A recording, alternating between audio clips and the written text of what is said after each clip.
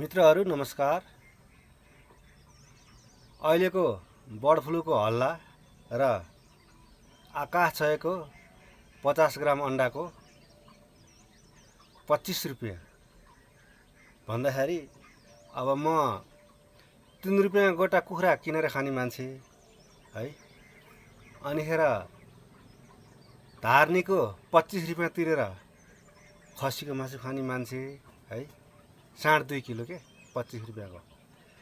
अब अहिले आएर चाहिँ एउटा 50 ग्राम अन्डाको चाहिँ 25 रुपियाँ भन्दाखेरि त अब म त आश्चर्य पर्ने त निश्चित भएँ के है।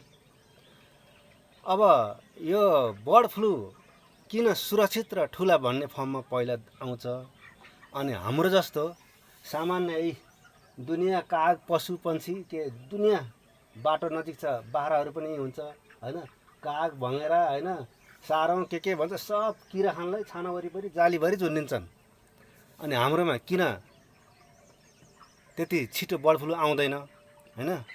अब भन्न त भन्नु होला विज्ञहरूले त अन्जान भएर नजानेर हो, यस्तोमा झन् बढी आउँछ भनेर। तर होइन, म भन्छु जो जान्ने हुन्छन् नि, ठुला क्लोज हाउस भनेर पालेका हुन्छन् नि 2-4 लाख 5 लाख हो, तिनीहरूबाट आउँछ बर्ड फ्लू पहिला के।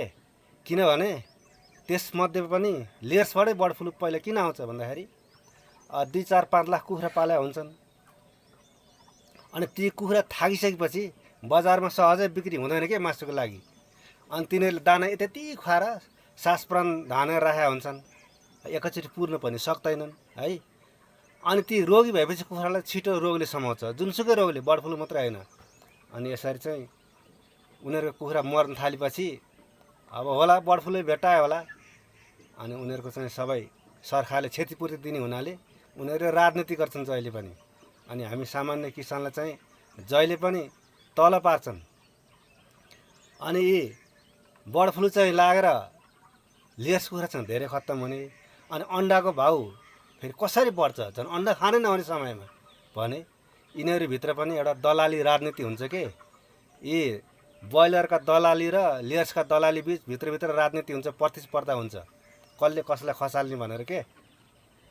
नत्र भने अन्डा चाहिँ खान हुने त्यही नि महँगोमा, अनि कुखुराको मासु चाहिँ खान नहुने है, त्यही पनि सस्तोमा भने यी दलाल बिच पनि प्रतिस्पर्धा हुँदो रहेछ के।